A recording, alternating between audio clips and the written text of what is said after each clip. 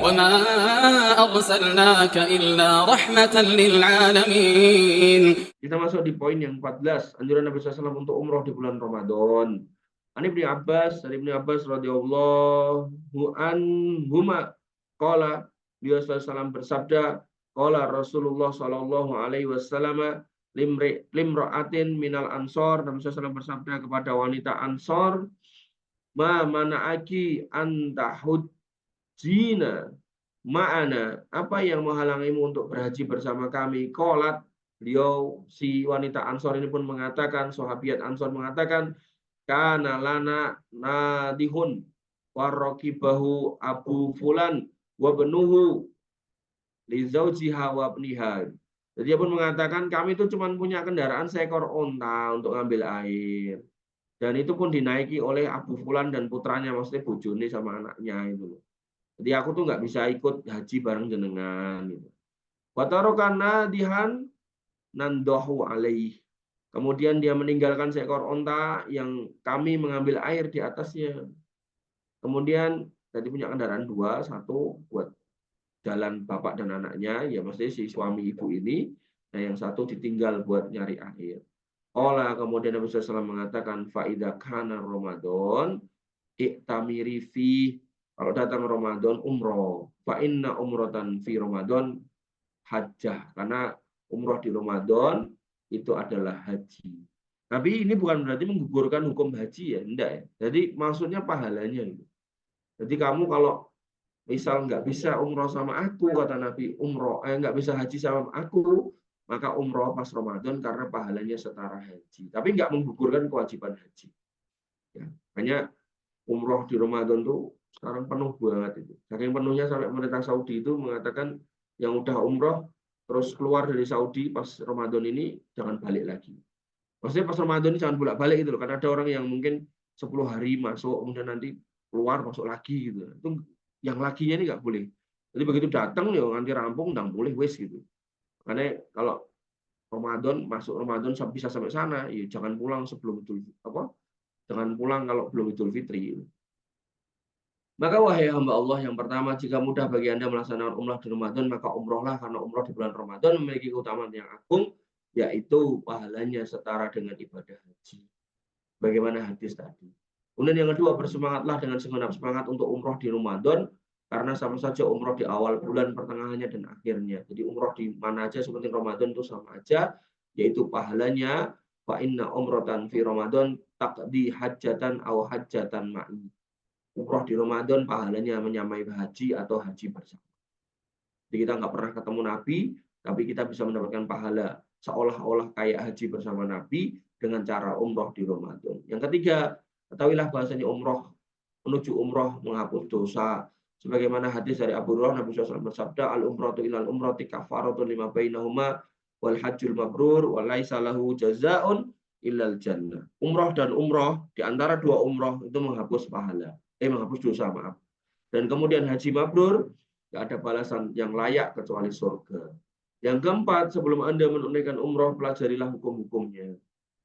Jadi kalau kita belajar hukum-hukum umroh, bukan berarti kita mau berangkat umroh. Bisa jadi dengan kita mempercepat belajar hukum-hukum umroh, Allah berkenan kita untuk kita umroh. Gitu loh. Jadi nggak harus nunggu nanti aku baru belajar mangkat. Ya, akhirnya mangkat-mangkat nggak tahu sinau. Tapi nek kita belajar, ya insya Allah ngerti, oh ini bocah ini siap-siap loh, maka tak kasih rezeki biar bisa berani. Itu ya. Jadi nggak apa-apa, belajar tuh nggak harus kemudian langsung dipraktekin, enggak. Belajar aja. Contoh ya, kita belajar fikih jenazah, apa terus kita mau mati atau kita yakin bapak kita besok mati, ya enggak lah. Justru jangan sampai bapak kita mati, kita nggak paham fikih jenazah. Akhirnya ngedusinnya keliru, begitu udah dibungkus gitu kan, karena nggak bersih, kemudian bokongnya keprot kabeh gitu kan, keprot kotorannya.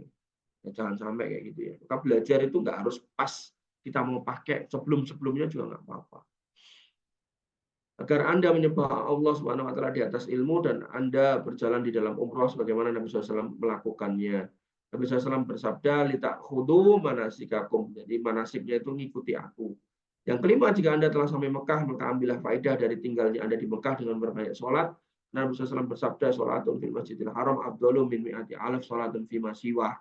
Kalau di sana tuh pahalanya lebih baik daripada 100.000 di tempat lain. 100.000 kamu bagi 5 ketemunya 20 hari, 20 hari kamu bagi 360 ketemunya 57 tahun. Jadi kamu sholat di sana sekali itu pahalanya setara dengan 57 tahun kamu sholat di masjid di kampungmu. Ya, jadi jangan sampai kemudian kita lewatkan pahala yang sedemikian banyak. Kemudian yang keenam, perbanyaklah amal-amal soleh di Mekah Al-Mukarramah karena kebaikan di sana dilipat gandakan. Begitu pula hati-hati dari dosa karena dosa juga dijadikan besar di tempat yang utama seperti Mekah dan Madinah. Jadi kalau di sini dosanya kecil-kecil, di sana membesar. Padahal jenis perlakuannya atau tingkat atau hal yang dikerjakan dari sisi dosanya sama. Jadi di sana tuh harus hati-hati. Yang ketujuh, jika mudah bagi Anda untuk memperbanyak tawaf di Ka'bah, maka lakukanlah karena tawaf memiliki keutamaan yang agung. Berdasarkan hadis dari Ubaid ibni Umair dari bapaknya bahwasanya Ibnu Umar telah berdesakan di dua rukun Yamani, yaitu Yamani dan Hajar Aswad dengan berdesakan yang tidak pernah kulihat seorang pun seperti itu dari para sahabat Nabi SAW. Maka dia berkata, in af'al fa inni sami'tu Rasulullah SAW yaqul inna mashahuma kafaratun lil khotoya. Jika saya melakukannya, dikarenakan saya pernah mendengar Rasulullah SAW bersabda, jadi berdesak-desakan untuk mengusap. Sesungguhnya mengusap keduanya, yaitu rukun Yamani dan Hajar Aswad, itu adalah menghapus dosa-dosa. Wasami tunggu, dan aku mendengarnya dari beliau SAW, yakul, beliau bersabda, man tawfa bihadzal bait usbu'an fa ahsahu kana ka'idki raqabah. Siapa yang tawaf di Ka'bah ini sebanyak 7 kali putaran, lalu dia menghitungnya dengan benar tanpa nambah atau mengurangi, maka pahalanya seperti memerdekakan budak.